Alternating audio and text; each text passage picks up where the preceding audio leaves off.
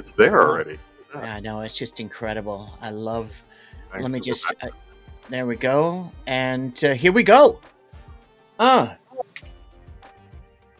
yeah. Everybody, welcome back to the Canadian Bro Show, the second iteration of the Canadian Bro Show. I'm here with my partner in crime, my friend of over 40 years, Mr. Trent Rowley, the co-host of The Most. My name is Paul Hoop Junkie Bale. I'm the founder and host of the Canadian Bro Show, and this is the second iteration. This is basically all basketball from the Hoop Junkies, Pauly and Raleigh, and we talk about American NCAA Division One college, both a female and male. We always talk about the women. What's happening in women basketball is exploding around the world. It's pretty awesome. March Madness continues to the Sweet 16. The NBA Fantasy Yahoo Fantasy League is Trent and I are both in the second stages of the playoffs. So congratulations to you, Trent. You've got a really good shot to win the whole thing. Who knows? I've got to get through two tough people to even My team place had the week second. off. What's that? My team had the week off, and of course, Andrew Wiggins just went wild the last two games. Right? Yeah, and I got the benefit. I got the benefit of that last night in one of my I teams. have him, but yeah, let's continue that streak going forward. Yeah, and then so we've got the fantasy basketball, and then we've got the remainder of the season, the NBA. A lot of teams are resting players. It's absolutely diabolical what's going on with the fantasy because of it. Paul's three favorite letters: GTD, game time decision. I'm telling you, it's really bad.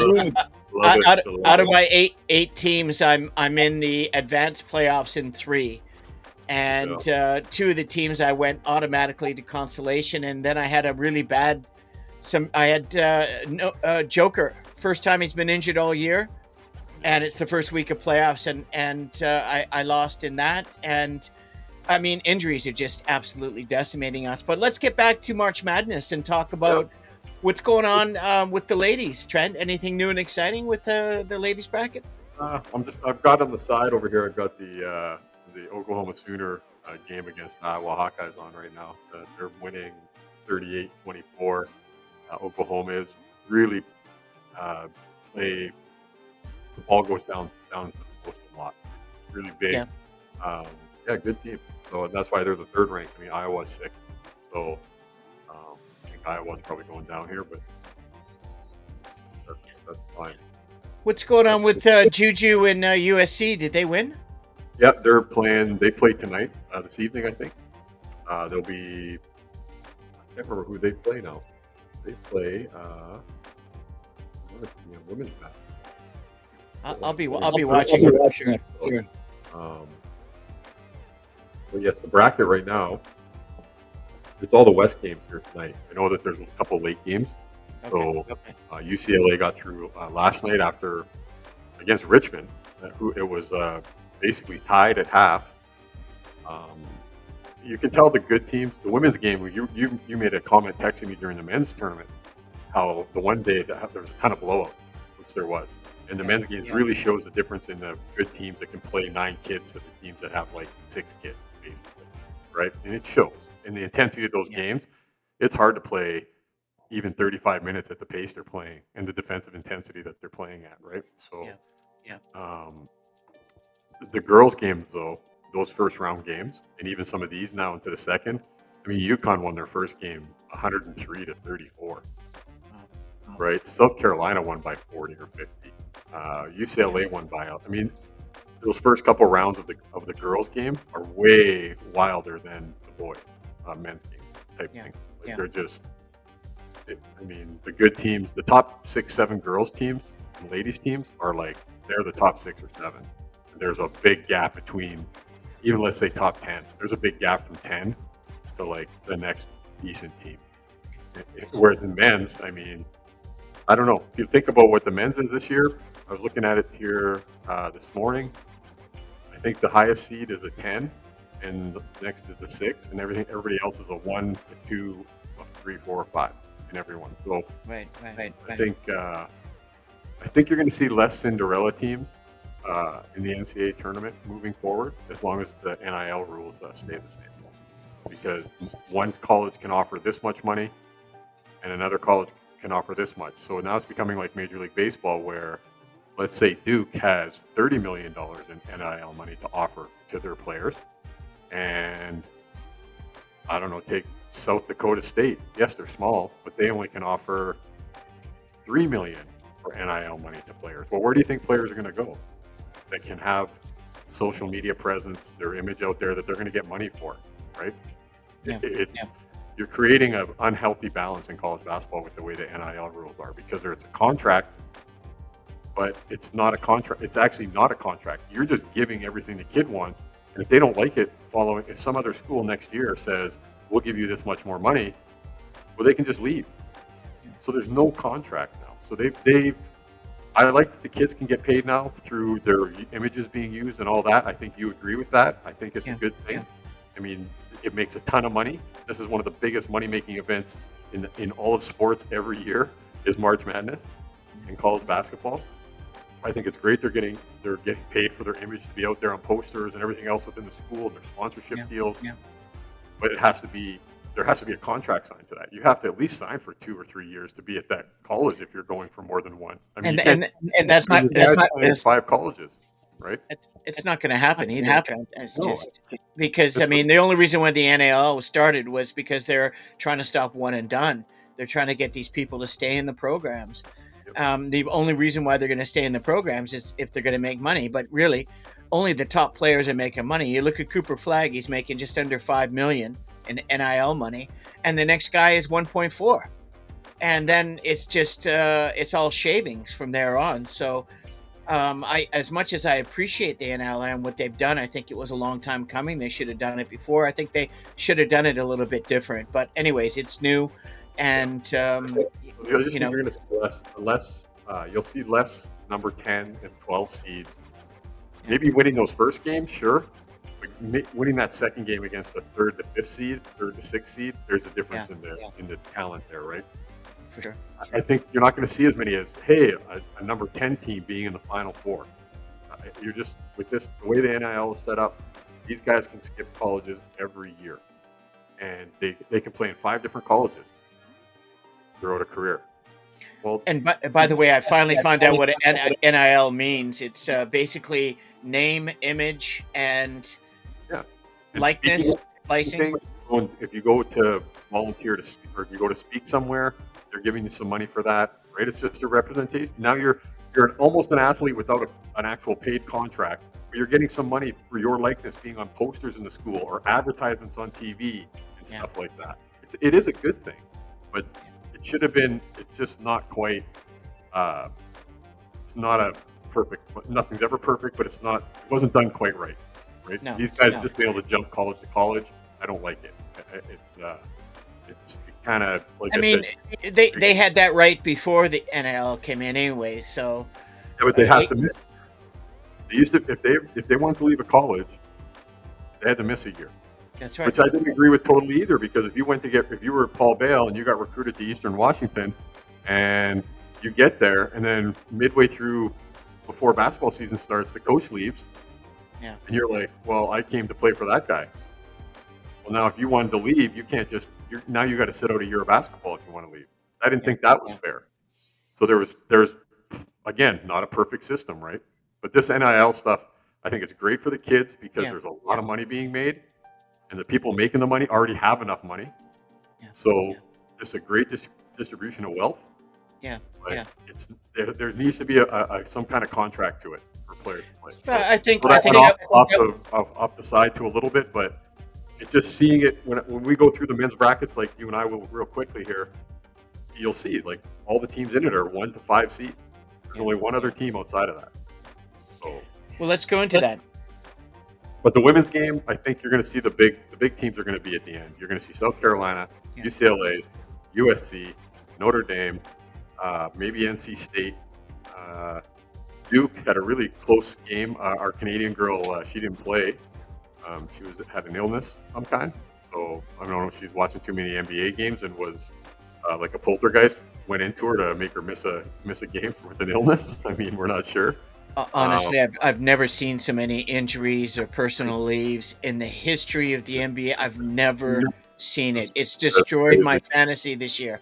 I lost out on 3 of my 8 teams just because of injuries. 3. These are teams that I should have won or placed in the top 3, and Yeah. only because of it's just insanity. But well, let's go with NCAA March Madness and where we're at right now. Well, you know what? Let's start this way, because I know this is the first year for you in a long time to actually really pay attention to it.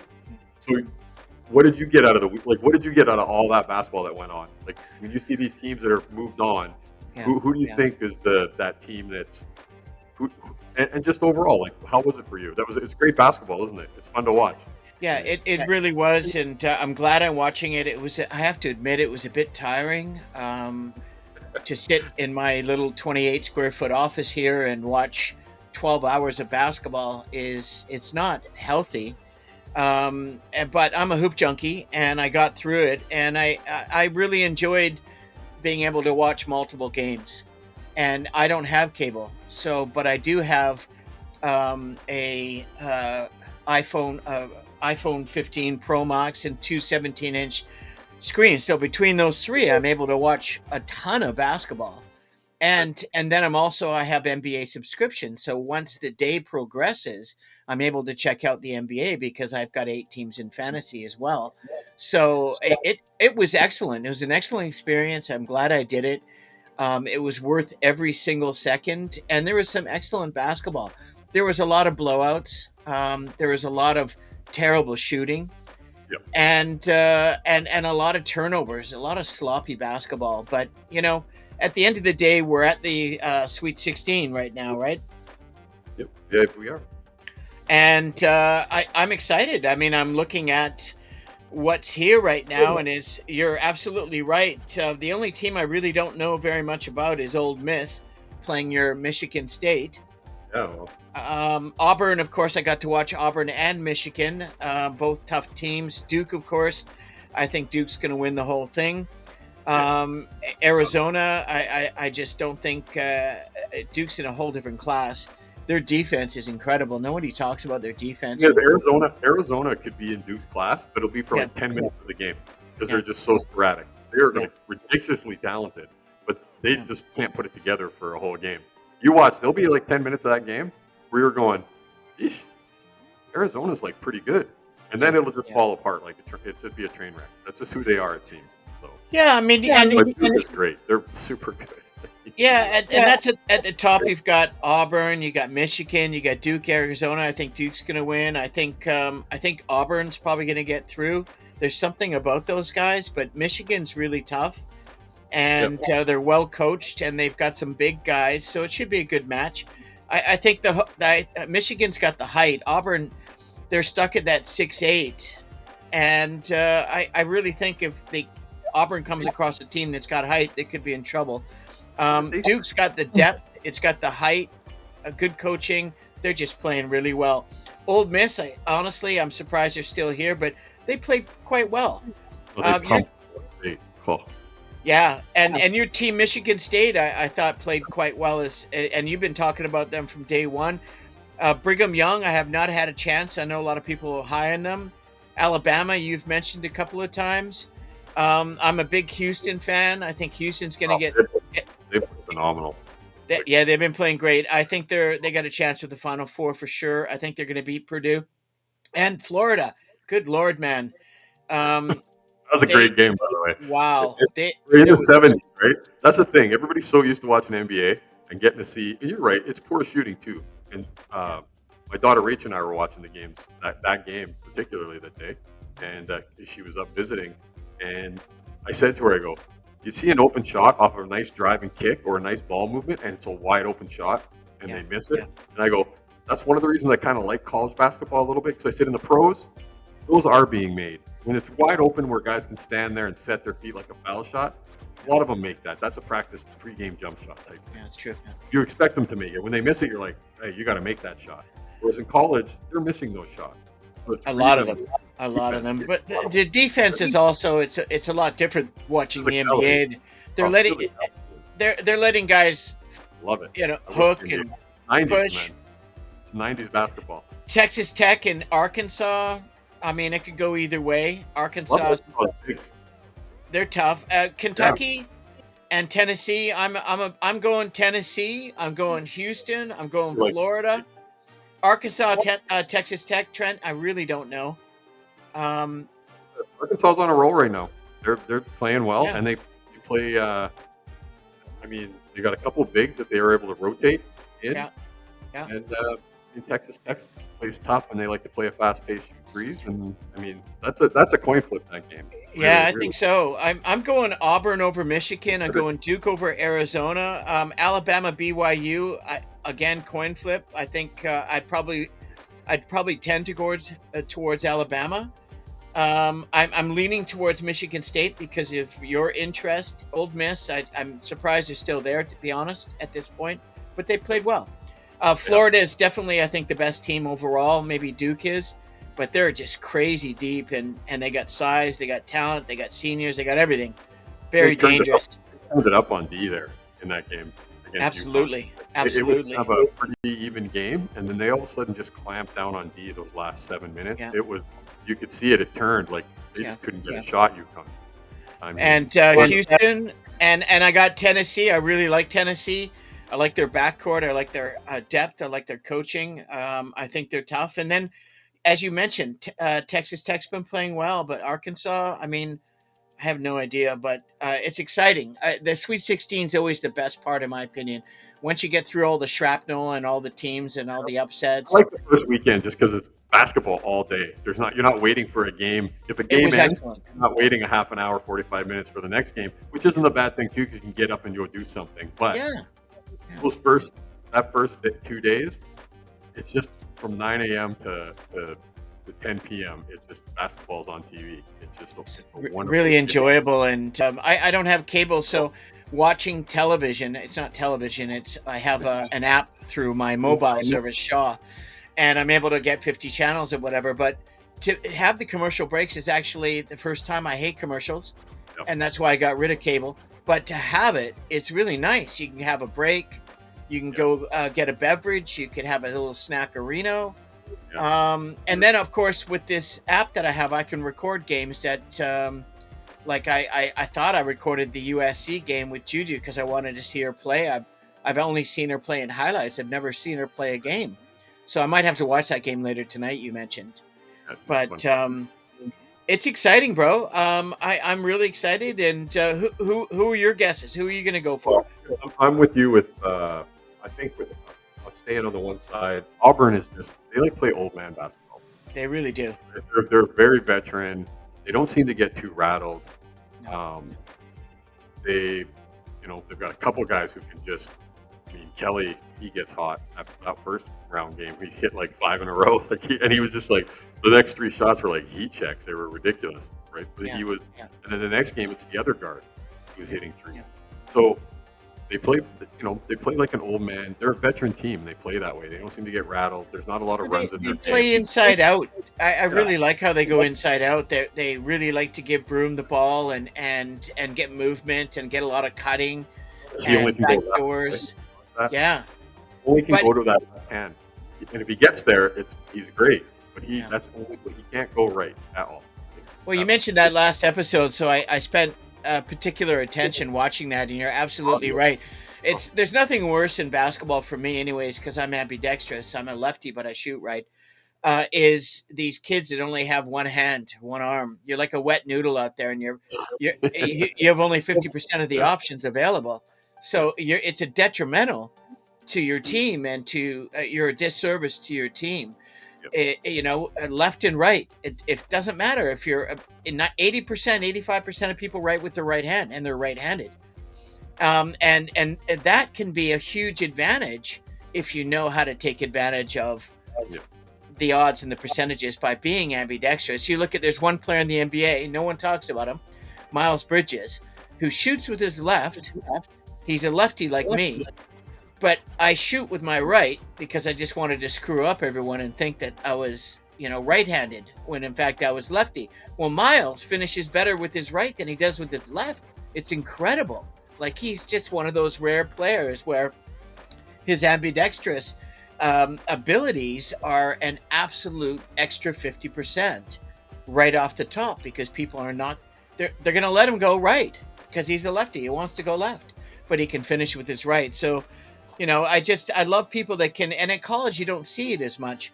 But Right. the exciting thing is now that we're in the 16, I think this is going to get really intense. And Oh, yeah. and I'll get a chance. I want to wait to the gals until I get into the what do they call it? The next after the Sweet 16, it's the final Elite 8 Eight. or Elite Eight. Sweet 8. So I'm going to pay attention to the ladies at Sweet 8, but I'm Elite. really going to Elite. Yeah. Yeah, thank you. And then the guys, 16, I'm ready to go. And the NBA is pretty. You can, aside from the teams that are fighting for play-in, you already know what's going to happen. You're going to see a lot of teams coasting this last 10, 12 games, and it's already happening. Okay, so I'm taking Auburn like you. I just think they'll probably be in the Final Four. The Ole Miss Michigan State game. I mean, obviously, I'm a Michigan State fan, so I'm rooting for Michigan State. It just their problem, as I said before, when you watch their games, they play great defense. They play great team basketball. Yeah. Not one guy ever is usually the guy that goes off. They'll have one or two. It's a team effort there, but they'll have moments of 5 to 7 minutes of not scoring a basket. Yeah. You can play all the great D you want. When you're playing somebody like Duke or Auburn or Florida, like the real elite teams, you can't have a stretch of 5 minutes not scoring the basketball because the game's over. It's a 20-point game. So I think Michigan State can beat Ole Miss, but I mean, Michigan State Auburn in the Elite Eight is a crazy matchup, because the way Tom Izzo coaches, it'd be a pretty physical game. Yeah, it's going to be exciting. You're right, Duke. I mean, they're long. I mean, their guards are 6'6". That Proctor kid is shooting the lights out right now. If he gets an open shot, it just seems like it's going in. Well, what's interesting about your comment about the open shot is the one thing I love about Duke is there isn't a selfish player on that roster. They play really incredible. They move the ball, and it starts from the top down. Their best player, the number 1 player in the world in college basketball, and he is so unselfish and such a great leader and a great teammate and good character guy that all of it just is contagious. And the big kid in the middle, the 7'2" kid, my God, he's got himself a career ahead of him. He played on the Olympic team for South Sudan as well, right? So, on that, I mean, they're beating Arizona, but it might be an entertaining game because you just don't know which Arizona is going to show up. I hope it's an entertaining game. And they're big and athletic as well. So, and then BYU, Alabama. Alabama for a 2 seed. They're just how I describe Arizona. They're all over the place. One game they're going to score 100. Next game they're going to score 65. But they play up and down. They're fun to watch. I'm going to pick Alabama because I like watching them play. So, and that game will be on a Saturday. If BYU wins it, because they only play on Saturdays, BYU. Right. Thing. So I'm going to go with Alabama. If it's Alabama Duke, Duke's beating Alabama in the Elite Eight. I know nothing about BYU, Trent. Absolutely nothing. Well, hey man, the team I picked, and I think they got jobbed last night, Colorado State. I mean, as far as I'm concerned, that's a travel at the end of that game, that Maryland game. Man. I mean, come on. Dude, I mean, what are we doing here? I mean, can you imagine if we were allowed to do that? We can't get that other step in. That was a travel. This idea of a gather and then 2 more steps. It's almost close to 4 steps. But you know what? You should see what they're doing. I'm a refereeing in Kelowna. When I head back to Kelowna, I'm refereeing, and they have FIBA rules. Well, this is what they're doing. They're allowing that extra step and then 1-2. So technically, you're getting 3 steps, sometimes 3.5. And as a ref, I'm looking at them thinking that's a freaking travel. Exactly. Right. I just between that and not calling continuations, 2 things that grind my gears. There you go. Yeah. So on that side, though, I'm with you, Houston. I'm actually rooting outside of Ohio or Michigan State winning. I'm rooting for Houston. If you might not know a little bit of history for Houston in the last few years. They've been a top-ranked team. Yeah. They've gotten beaten buzzer beaters twice in that span. Wisconsin beat them with the half-quarter shot one year. They've had a lot of crappy luck in real close games. So I'm kind of rooting for them, and they're a fun team to watch. Like when you texted, they're super athletic. Everybody's 6'8", 6'6", 6'7". They're all long. They are fun to watch. They play hard. They get after it, and I like watching them. And like I said, I'm kind of rooting for them on the side in this side, just because they've had some bad luck. And again, I want to watch those teams that play like that. They're a fun team to watch. You're not gonna watch a Houston game and probably have it be not an entertaining game. It's a really good point. And the other thing to talk about, Trent, is these teams that have to go and struggle. They're this close so many times, and they get bad luck, a bad call, a bad injury, but they're still in it. They fight through the adversity, and it shows character. And their coach, they have an excellent coach. At the end of the day, wouldn't it be wonderful for them to finally get the win after everything they've gotten through? And that happens. It does actually happen. And I think Houston could take it this year, but I just don't think I think they're in the top 4 teams for sure. Yeah, I think so. I think they beat the winner of Tennessee, Kentucky. I think Houston beats the winner of that game. I think Tennessee has got that game. I just Kentucky's okay, but I think Tennessee, there's something about those dudes, man. I've watched all 3 of their games, and their backcourt with Lanier, I love that kid, and their minuscule point guard, and then they got some bigs, they've got some Euros, they've got some deep depth, they've got great coaching. I've always been a fan of their coach, and he's had some bad luck too, and some unfortunate things happening as well. So it's really intriguing. Here we are. It's going to be exciting. I'm picking Houston to beat either of those 2 teams, and being in the Final Four from that. So that would give you Duke and Houston in one Final Four matchup, which would be pretty sweet. Yeah. And then on the other side, I'm with you on Florida. They're that kid that played, the one backcourt kid, Peyton Jr. or whatever. That kid is just playing phenomenal. Those 2 threes he hit in the last couple minutes of that UConn game just sealed the deal, and those were big shot, tough shots. And you notice the thing about kids like that, Trent, is the way he moves, the way his body is, his body language. He knows exactly where he is and what he's doing and what he needs to do. There's a confidence and a synergy with that team. They're playing like they're the best team in the world. They play big. They get boards. They get after the offensive glass. Yeah. When they turned the D up in that last 7 to 10 minutes, it was you could tell it changed the perspective of that game, because UConn was on the verge of winning that game. They were a basket away from that game, maybe them winning that game before Florida started to turn it up. They were 6 points up. They were a bucket away from that game maybe being a game they were winning because of the lead they got. So I'm on Florida for sure. They're the best team. I don't think Texas Tech and Arkansas. I'm kind of rooting for Arkansas. They're fun to watch. Like I said, they're another team that's fun to watch. Texas Tech's kind of plotter sometimes. They do get up and down, but their size is like the big thick guys kind of thing. They're very physical. But neither of those teams, it doesn't matter. That game will be fun to watch probably, but they're getting beat by Florida. After Florida, one team that Florida was playing is a team that I brought up before the start of the tournament, is Maryland. I brought them up in their bracket saying, even though they were a 4 seed, they were a 4 seed that nobody was really talking about. They play 2 bigs, just like Michigan does. I really like that some of these teams play that way, right? Like we talk about the Cavaliers, and we'll talk about them later, but they're playing 2 big. Michigan's playing 2 7-footers, and they're both skilled guys. That Wolf kid's a really good ball player. So they play that way, and I mean, Florida plays 2 bigs basically, right? Duke is 2 bigs. I mean, there's a lot of teams that are playing in this tournament playing that way, and it's been successful. It can't just be about. I mean, they don't shoot a good enough percentage, as you said.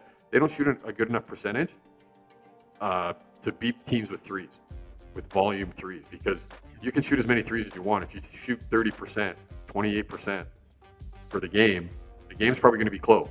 You're probably not, even if you had 15 of them. So I'm with you. I think it's Auburn. I think it's Auburn, Florida, and Houston, Duke, which would make it all the number 1 seeds in the Final Four. But right now, they have to be. If you're watching these games, those 4 teams, you have to really think that somebody. It's not that they're not beatable. Everybody's beatable. The teams that they're playing against have to play perfect games to beat them. They're just good. Yeah. Those 4 teams are really. Those 4 teams are definitely the 4 best teams in America before the tournament started. I don't think So there's a Sweet 16 on Thursday. Let's look forward to it. I'm excited. 3 days, man. be some good games. Let's So go. do you want to slide over to talk about our fantasy? You actually get to play Yahoo NBA fantasy basketball. Yeah, well, I just made a couple moves today, and get ready for the week. And we can talk about the teams. There's some teams that have, I mean, yeah, we can get into all that, the games played and everything. Because there's some guys that are, again, your favorite word, DTD, game time decisions, and it's like you got to sit there and wait. And if that guy's not going to play, it's like, okay, I'll go to the waiver. I'll go over and pick up a guy. Yeah. I can put him in the lineup today for this other guy, and it's like just drive you crazy type. Yeah, it's really tough. The only team I don't have any health issues is the team that we both drafted in my very first in our league that we both drafted. Trent came first in the league out of 10 teams. I came fifth. I am the lowest seed still in this. Trent's playing the third place team or the second? No, third place. Yep. And I'm playing the second guy, the guy that you just beat, who was leading our league. And my team's pretty healthy. I've got a couple of game time decisions. Nick Richards and Damian Lillard's injured with the calf situation, but I can just cut someone and get him back on. I might have to cut Pritchard and to get Damian on, but at least I've got 7 players playing tonight, Right.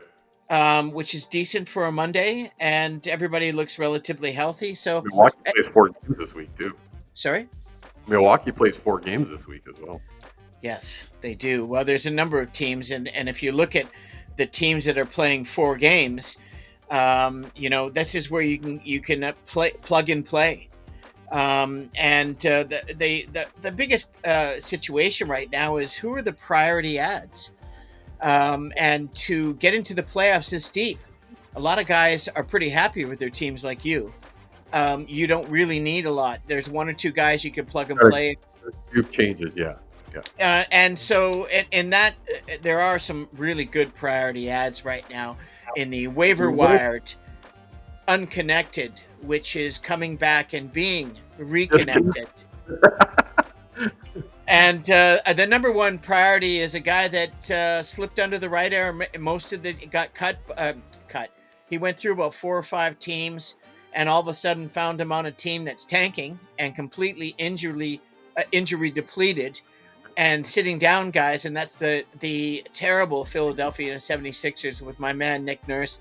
Nick, if I could give you a basketball bro hug, I would, because we see the pain that you're going through. It couldn't be any more clear on your face. But at the end of the day, Quentin Grimes has really, really found his new footing in the NBA, and he has just taken over with the Sixers team. Maxey, they sat Max. I know he's hurt as well. It's unbelievable, and I picked him up on 3 of my teams.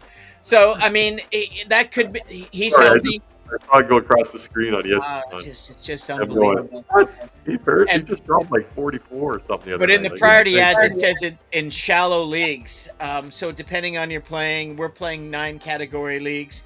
Right. There's a chance if Trent and I both win this next round, we're going to meet in the finals. So that would be funny. That would be what I've been hoping for this whole season. I never thought I'd be in the position because I've had really one of the most difficult fantasy basketball seasons in 20 plus years. And the next guy I'd pick up that Trent flirted with, I think he's really going to come into his own in the next couple of years, is Tumani Kamara, 6'9" kid. They love him. Yeah, Chauncey Billups loves him. He got picked up on me. I couldn't get it back. But they play a weird schedule this week. So they have actually Portland. There's a couple of teams that have atrocious playoff schedules. They got Dallas, Portland. I know it's crazy. And the teams that play 3 games in one week, and then you're going into the next week and play only 3 in that. If you get a 3-3, don't even draft anyone. I just cut them and just go pick up who you got, because you can stack your teams by how many games. If there's a 4-4 team, a team that's playing 4 games for the next 2 weeks, stack your team with those guys. like Milwaukee, I'm thinking Trent Jr. You know, if he's floating around, he's playing 25 minutes, He's a he's GT making threes. too, but You know, and he's got depth, and they've got backcourt issues, right? Damian's been injured with his calves and his legs all season, on and off. they'll hold him out. He's not gonna. You're No, not I gonna. mean, no, they're going to No. wait, and that's why I'm talking about it. But also, you look at the chap they picked up that nobody likes from Washington has been playing really well at the Oh, small forward, yeah. and you have to give him a heart. He had 14 points and 14 rebounds the other night with 4 threes. You know what I'm talking about. We never talk about him for Milwaukee, Kuzma. Oh, Kuzma. Yeah. Yeah, I Yeah. picked him up because of the Milwaukee has one of the best weeks, 2 weeks. They're 4-4, and so I'm stacking my teams with whoever I can get within reason that's still available. Another guy, if I already cut Lauri Markkinen because I got tired of Utah and what they've been doing with it. It's just You really cut ridiculous. him? You I didn't cut cut him him. hard. I cut him, and his back's already screwed anyway, so they're still sitting him. And but Kyle Filipowski is been playing starter minutes, and for a 7-footer, he's got good footwork, he's got good hands.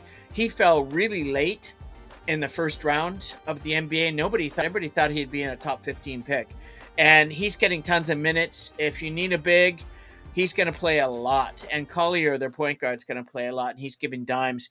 Jeremy Sohan finally got back into the starting lineup with the Spurs now. They're playing a lot of small ball, and they've got him positioned at Yahoo as a center. So if he's getting starter minutes and he has designation of small forward, power forward, and center, very useful player because he'll give you 14 points, 7-8 rebounds, couple assists, gives you hustle plays. He's a guy to take a hard look at. Aaron Nesmith, I always stay away from the dude, but he's actually been playing really well in the last couple of weeks. And he's a little bit more consistent, but I never touch him. Kaishan George, he shoots anyone that shoots under 40%. I don't care if you're a veteran or a rookie. I don't pick you up. I'm sorry. I don't care how many minutes. I don't pick up players that can't shoot. And all of my guys are 50, 40, 90 guys. And that's why I've had so much success up until this year because of the injuries and personal leave and all the crap that's going on. Cason Wallace, I know you flirted with. I don't pick up players that are non-offensive players that can't shoot. Because if you get a shooting guard that can shoot 50%, he could shoot 40% from 3 and 90 from the line. Okay, yeah, I like 50, 40, 90 guys. Cason Wallace is not an offensive player at all. He's strictly for steals and blocks, but he gets good minutes. And him and Wiggins are fighting for the minutes coming off the bench on that team, right? Yeah. Keon Ellis, another guy that can't shoot, but can really play D. And, Sabonis is hurt still. He comes off, he hurts himself, then he comes back and he blows his ankle out right away. I picked up Masalonish, the big Lithuanian, and just stick with what works. I can't believe the next guy. I just really can't stand him. Kevin Herter, Red Velvet. Not only is his game ugly and his nickname's ugly, but he's on the waiver wire because of Chicago's injury situation in their backcourt. And the thing is, Kobe White's been playing really well, and he's taken over the point guard. And I think he's the best point guard on that team. Although the Aussie Giddey he's a walking triple double. Almost had a quadruple double the other night. 8 steals too. I'm incredible. I picked him up on 2 of my teams. And then last but not least, I mentioned him a couple of times, Zaire Williams. Brooklyn's to have another closing 2 weeks of 4-4. 4 games. And he's getting good minutes, and he gives you a little bit of everything. And he's playing starting, and he gives you steals. He can shoot 3. He's active. He's long. And that is waiver wired, connected, maybe for the last time this season. Well, the 2 guys you brought up are the 2 guys that I'm looking at picking up today, and that's Gary Trent Jr. and Zaire Williams. They both play 4 games. They both have some injury issues as well. Yeah. But with Lillard out, Gary Trent's playing 30 minutes. Yeah. So he's going to get some steals. He plays D, and he's going to be a guy who gets 5 points one night and get 25 the next, because he's just going to hit 2 3. That's all he's going to do. And one night he'll be hot, and the other night he isn't. That's what you're going to get with Gary Trent. And Zaire Williams is very similar. I just think Zaire Williams has a little bit more to offer with rebounds, blocks, steals, stuff like that, where he's going to get a few more rebounds than Gary Trent, and he's going to probably more opportunities to score the basketball as well. Definitely more opportunities. I mean, and because they're tanking, and they're going to play the youth movement and see if these guys are worth picking up and give them a 3-year deal next year, 2 guaranteed. You know, the popular 2 guaranteed, the one as a team option, just to secure a player on a lower salary that can be included in trades, but not kill you in the second apron of. I picked up Mike Conley as well, just because he's playing again. But I only picked him up because during my waiver week, during last week not playing, well, Curry went down there, didn't know if he'd be out, so I'm like, yeah, I'm going to probably need another point guard type player. And now he's starting to play more. So I have him in the lineup tonight, but he'll be a guy that I ship out this week, probably for somebody from Brooklyn or someone from Denver maybe, or something else. Teams, I'm going to look at those 4 games, because right now the guy I'm playing has more games on me for sure. I just dumped Terry Eason from Houston. I'm probably going to replace, I'm thinking Gary Trent or Zaire Williams, if I can pick them up. One of those 2 guys is going to be coming in the lineup we're probably going to release DeAndre Hunter from Cleveland. Yeah, he's a popular one to release. And the other thing I'd take an eye on too, if Damian's going to miss a few games, the other guy to watch is the backup point guard. He's been playing really well. They picked up from the Clips. And he has more to offer than Gary Trent, who's basically a spot-up 3-point shooter. But he can't. Trent does play D, but because this kid, if Damian is continued, he can drop dimes. He's very dynamic. He's a lefty. He's very smooth, and he seems to have his head on his shoulders this year, as opposed to the previous last 3, where he sounded like he was almost out of the league. Yeah, no, I agree. But yeah, that was who I was looking at. Was Zaire Williams was definitely a player that I was. It was him or between him or Gary Trent. I was thinking of picking up. Well, they got Keon Johnson as well, but he's very streaky, and he shoots barely 40%. Where Zaire Williams is more of a slasher, and he can shoot the 3. He's very athletic and long. And he's going to get you a steal, stuff like that too, right? So. And he's unselfish. He'll drop dimes. Yeah. No, I'm. All right. Well, I'm in the process, as we're talking, of just making that move right now. Actually. Excellent. So just added Zaire Williams for DeAndre Hunter. So. Yeah. Nice one. Yeah. So. All right. Well, listen now. Let's continue on with the NBA. And Trent, we're going to go to our East and West Conference. Things are really starting to fill in, eh? Yeah, it's getting good. I mean, there were some good games last week. I mean, we're dealing, again, we're in that, what we love, all those injuries that we love. Well, and Boston's made up, and since last week, Boston's made up the 3 games that we talked about it needed to. And because their week was 9-1. So even with Brown being out, Boston's been playing like their center, 38-year-old center, has been playing incredible, spirited basketball. Yep. And then you've got the 6th man of the year, probably Pritchard, has been playing very well off the bench, and Sam Hauser just has been lighting it from deep. And basically, I think probably the third best player in the league right now for MVP is Jason Tatum. He's been playing crazy basketball.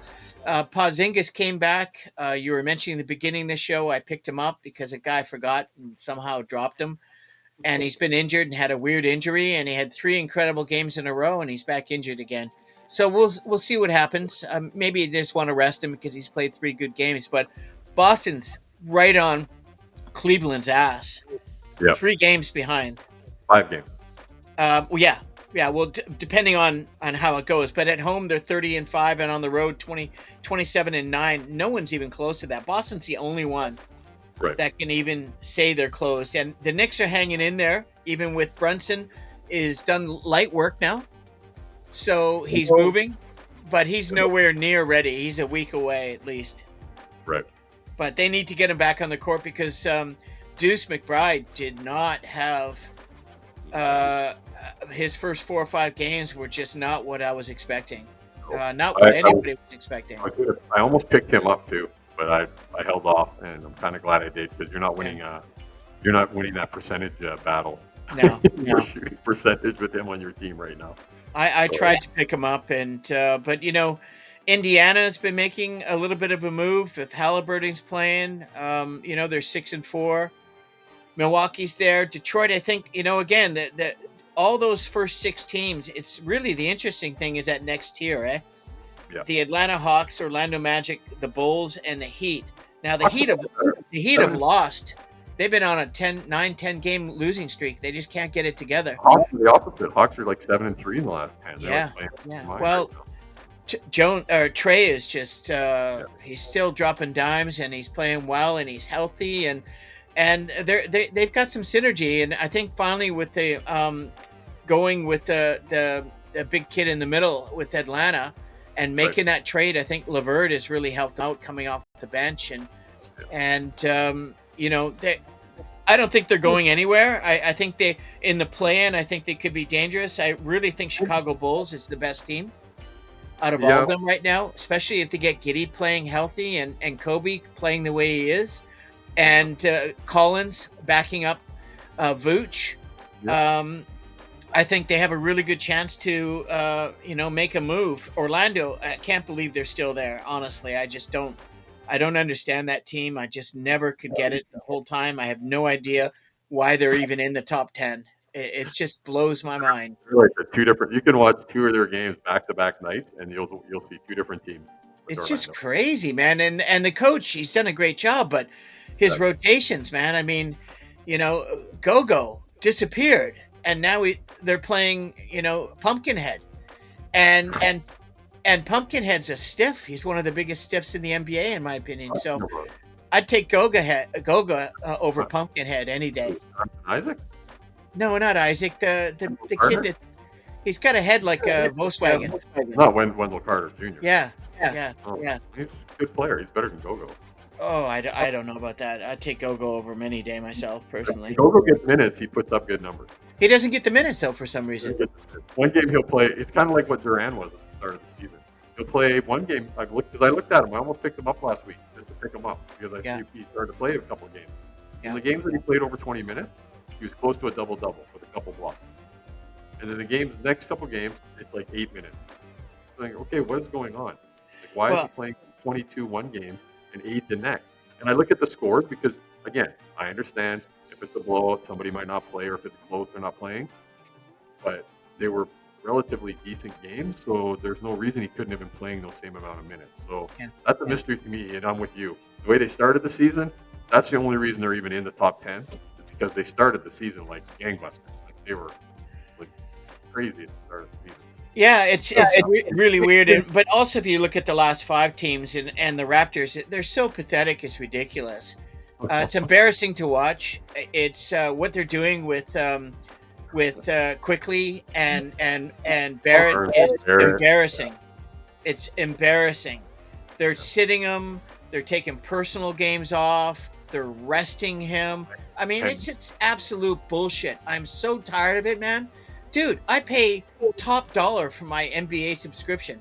I watch 500 games a year. I got 8 teams in fantasy. And these guys are paid millions of dollars not to take games off and rest and take personally. Imagine being a person that paid tens of thousands of dollars for a season ticket. It's just ridiculous, man. And the fans are the ones that get jerked off. It's just terrible, man. And Brooklyn Nets, at least they're making an attempt. They play hard. They do play hard. But you know what? And Philadelphia is embarrassing. I mean, the franchise is embarrassing. They should really fire their GM. They should buy out Paul George and Big Africa, or try to trade them. Try to see if some sucker will come around and buy them both for $500 million. If Paul George retired today, is he in a Hall of Fame? I honestly, I don't think so. No, I don't think so. As far as I'm concerned, Embiid is borderline. He only gets in probably because he won an MVP. maybe, but I can't stand either one of them, and I'm not a fan of players like Bale is another guy who just takes the money and doesn't do anything. You The see guy's what had 117 hamstring injuries since he started the NBA. you see what 117, did you see what Phoenix gave up for him? dude. Oh, Look, like with the okay, Wizards picks, they got to get their management needs to get it okay, together. okay. The Oklahoma. same thing. Listen, I was hoping for you to say something like that because honestly, look at what New York Knicks gave up for Mikal Bridges. Like he's a good player. He's a good chap. He's a great off the court guy. He has the record for the most games played. They gave 5 first round picks, 5 players, and draft picks. And dude, thank God that he woke up since Brunson got injured, and he's actually starting to perform because his numbers are flaccid. I'm like, dude, they gave him the whole haul and a host of players, and the guy's like 15 points, four 3 assists, 4 rebounds.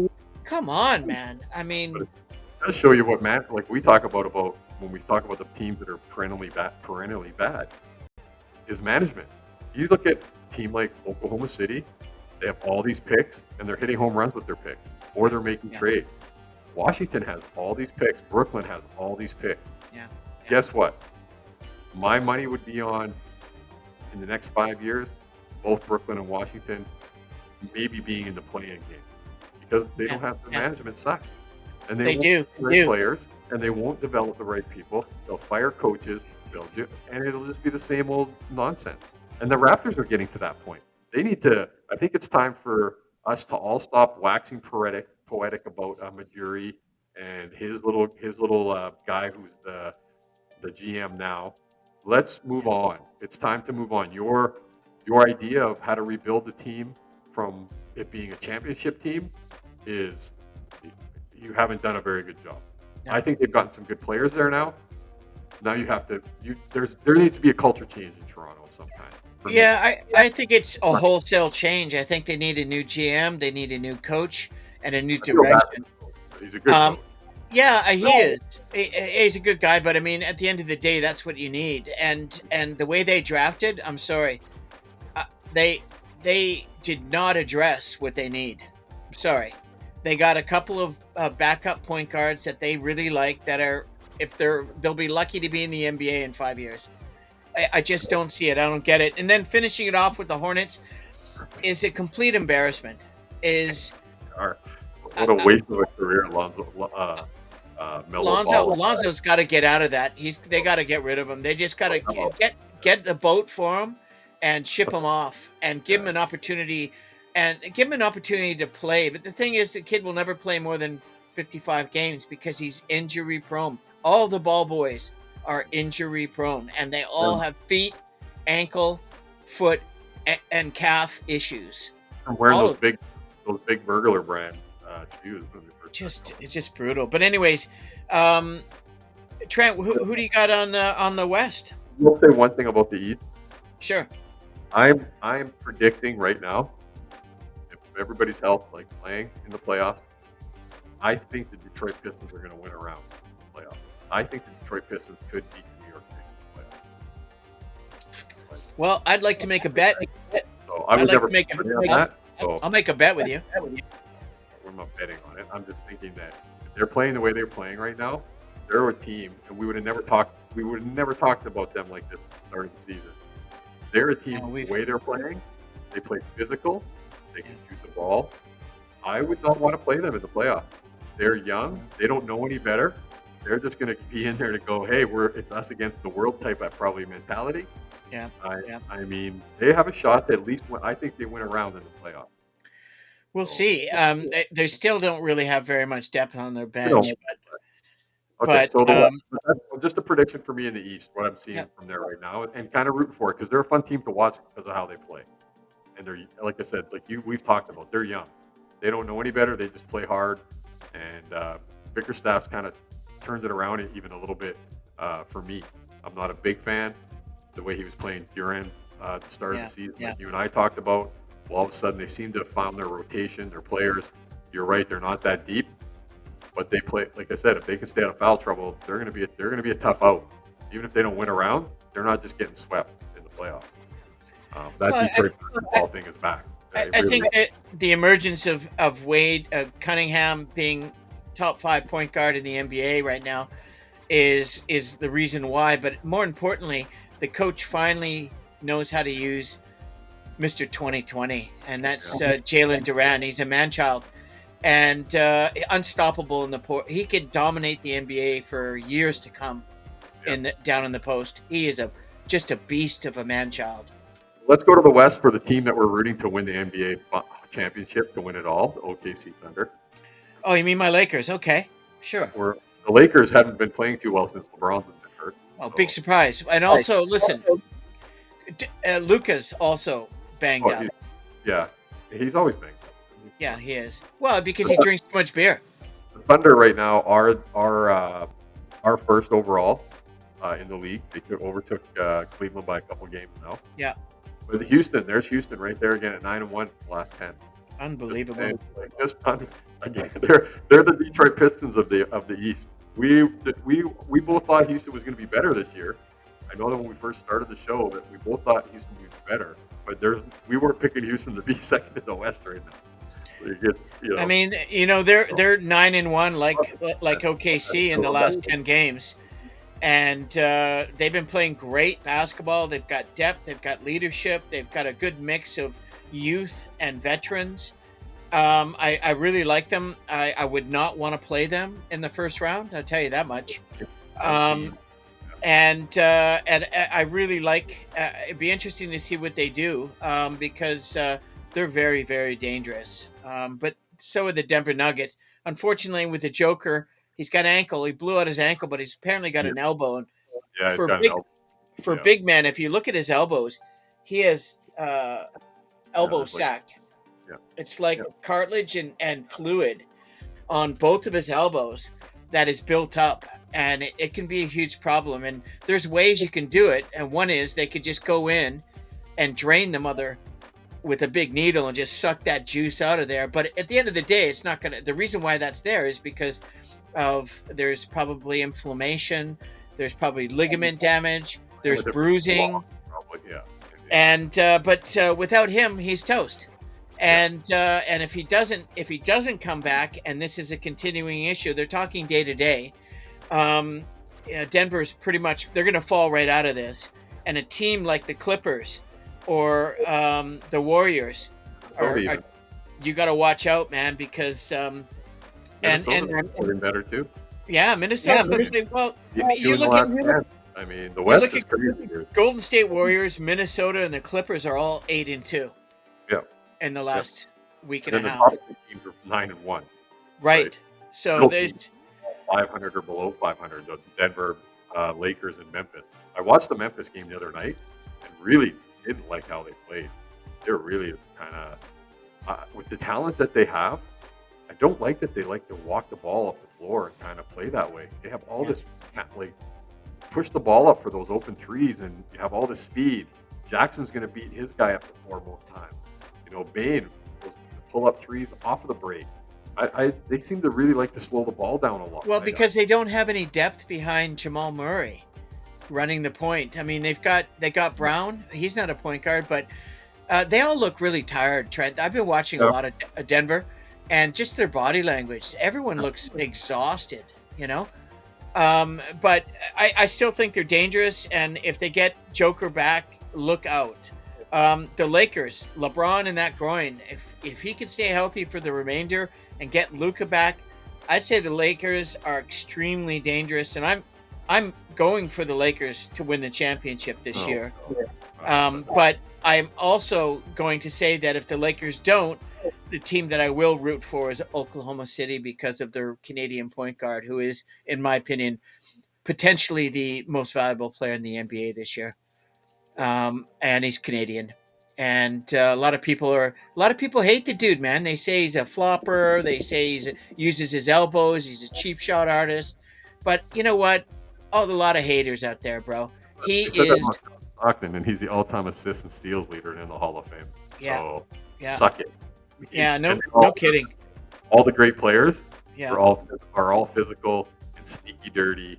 All the Yeah. great players. That's why they're great players. Memphis going back to the Western. Sorry to interrupt. Is I just think Morant is a cancer. I Yeah. think Jean Morant is. They might trade him. Like I said, I just like how they play. They walk the ball off the floor a lot. It's crazy, man. But I don't think it's going to happen right away. I think if he is playing 50 games by halfway in the season next year, they'll probably trade him because it's more. He could get much more. The team could get much more for him now, and they win without him. It's really weird. Desmond Bale plays incredible. Yeah, they do. But I do like Memphis. I do like their coaching. I do like their team. I like Jean Moran. I'm a big fan. I feel that they're in a precarious situation there with Golden State right behind them. Ever since Jimmy, I'm not a big fan of Jimmy, but man, I had no idea that trade would be as good as it is. I really didn't believe it. And they got Kuminga back. I was just going to say, now that they've got Kuminga back, and they've got, they're giving Moody an opportunity. The kid Brandon Bashinsky's been playing much better. And the thing is, Curry, man, he's still unbelievable, but at 36, he's looking a little long in the tooth. His body's breaking down a little bit more. Sure. I think so. I hate to say it, he's my favorite player in the NBA. I love him. Best shooter in the history of the game. Picked it up here. They went 3-7 in the last 10. Good job, King. Yeah. I think they don't know what their identity is. The trades they made. Sabonis, this is what happens when you have a player like Sabonis. It's so integral, and he does everything. Yep. He is the most important player in that team. He's the top 10 player in the NBA as far as I'm concerned. Absolutely, and next year, if I get on a 12 team, I don't want to play 10 team leagues anymore. I want to play 12 team leagues. Get back to 12. No, because if you get the 12th position, you could still get 2 good picks in a row. You might be able to get someone like Damian Lillard and Sabonis on the 12th back to back. Get that when you're the 10th pick. That's why you took Curry and I took Damian, because I was the last pick. First, that clown. And I was like, do I take Curry? Do I take Damian? I should have taken Curry because I didn't want to give him to you, but it was one of the 5 players that I wanted to draft that you ended up drafting. Yeah, if you would have taken Curry, I'm taking Lillard. I know. It was a coin flip. You got to pick the guy you wanted. So I just felt that all the work that he put in off season, all the crap that he went through last year, getting his divorce, everything. Yeah. Give him a fresh start, and he's still young. He's still dynamic as hell. So it was a coin flip, but at the end of the day, that's what happens when you draft. And you drafted in 9th, and you end up winning the league. Well, I haven't won any. Regular league. Yeah. But getting back, the Clippers are very fucking dangerous. Pardon my French. Really, really dangerous. And I don't know how bad Harden's situation is last night, but apparently he got jimmied in the ham, and he got a knee pointer in the ham, and then he blew his ankle. He rolled his ankle on the same as well on the same play. So, but they don't play till Wednesday, and he's been absolutely, for a 36-year-old dude, there isn't an Iron Man in the NBA right now that is doing what Harden has been doing at 36. He's played great this year. He's had a great season. He's just incredible, man. And I've never picked a dude up, but he was so available on 2 of the teams. I was just like, holy shit, it's the 3rd round, and the guy's available. So I scooped him. And then you see, you got the Mavs and the Trailblazers have a legit shot here at that 10th spot, man. There's only 2 games back. If they don't want to tank, they do. If they don't, yeah, they got a legit chance, because Portland or Phoenix. You brought it up, Bale, Durant. Well, it's a done deal. They're gonna blow it up.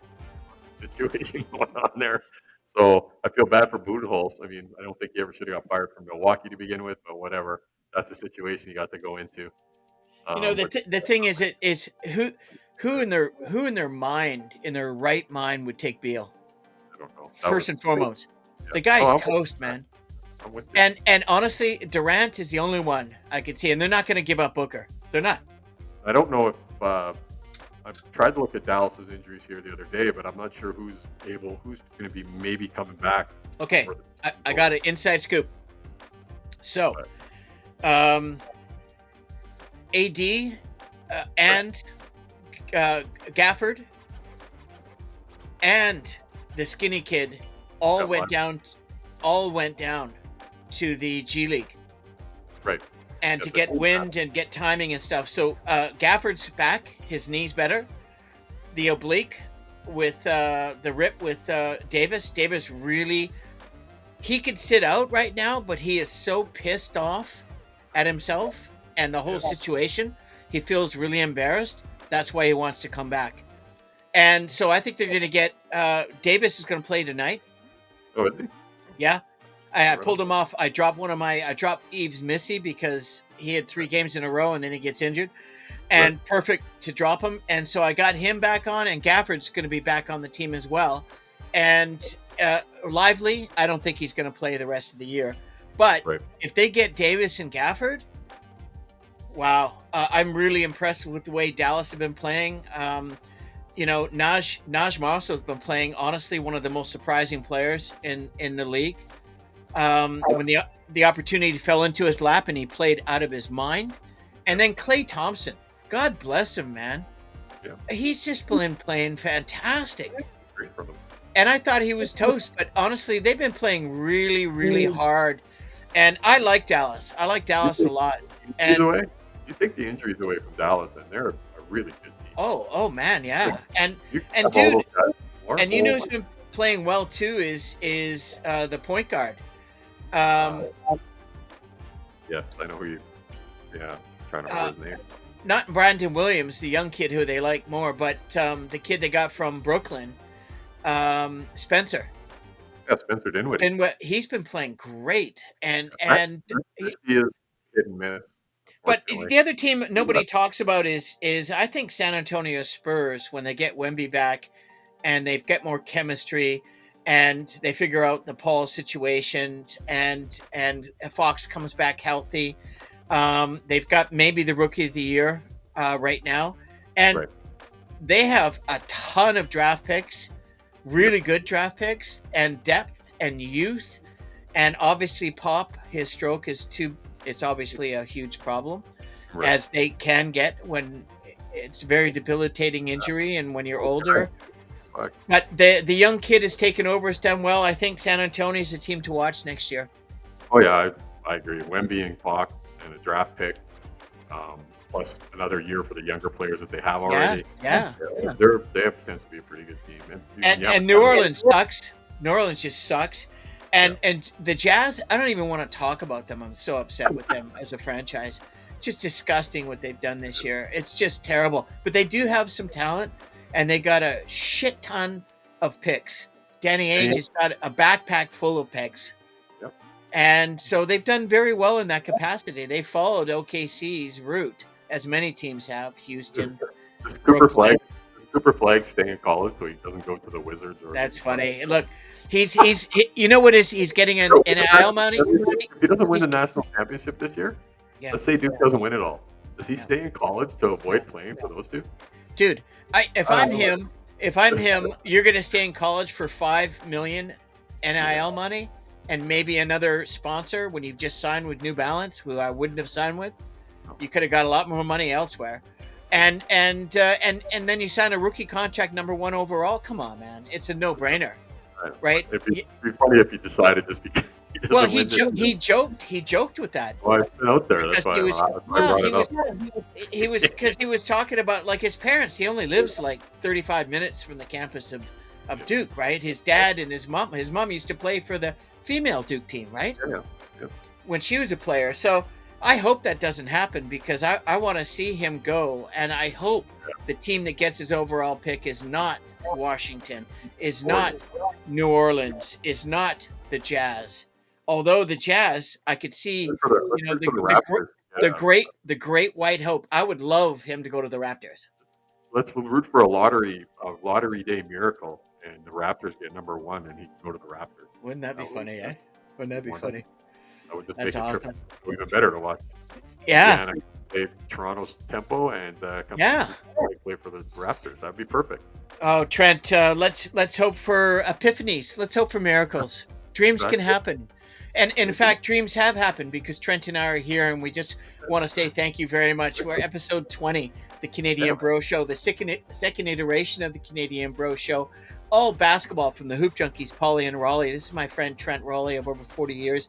My name is Paul Bale. I'm the founder and host of the Canadian Bro Show. The first iteration now has, we're approaching 40 episodes, which is quite remarkable. We've got 34 episodes coming out. We've got a brand new episode coming out tomorrow on the hospitality industry. I'm calling it the hospitality apocalypse because the industry is dying at an accelerated rate. And we are interviewing one of the legends of the hospitality scene in Vancouver for decades, Mr. Richard Goodine from the Goodine Group. And an old friend of mine, I used to work with him at the Cannery and the Fish House in Stanley Park and a few other places. He's one of the best in the business. I spent 28 years in that business. He's still in the business. We have a really good interview with him and Johnny. Johnny's our co-host with the most.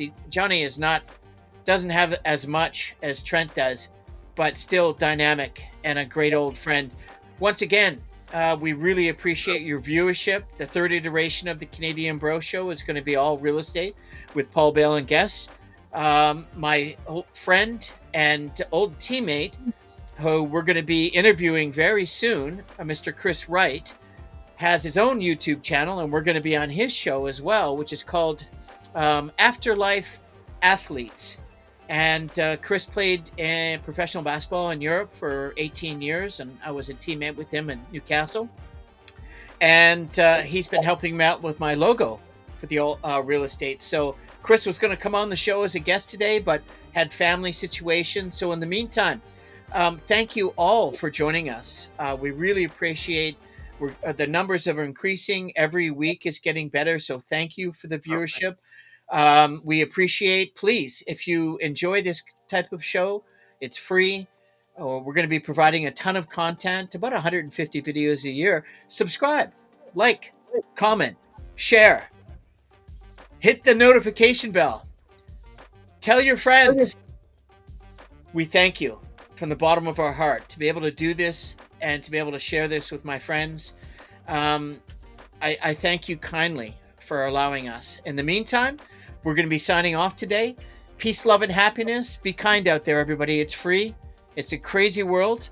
On behalf of Trenton, myself, and Johnny, take care out there, everyone. Peace, love, and happiness. Later. Trent, thanks kindly. I'll talk to you soon.